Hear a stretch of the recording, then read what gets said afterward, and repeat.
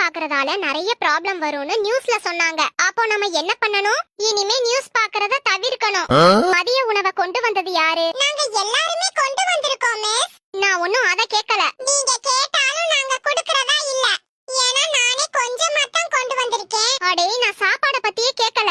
நான் மதிய உணவு சட்டத்தை யாரு கொண்டு வந்தாங்கன்னு கேட்டேன். இத முன்னாடியே சொல்லிருக்கலாம்ல. சொல்லிருந்தா அப்பவே ஆன்சர் தெரியாதுன்னு இருப்போம். மதிய உணவு சட்டத்தை கொண்டு வந்தது யாருன்னு உங்களுக்கு தெரியாது. ஏன்னா கொண்டு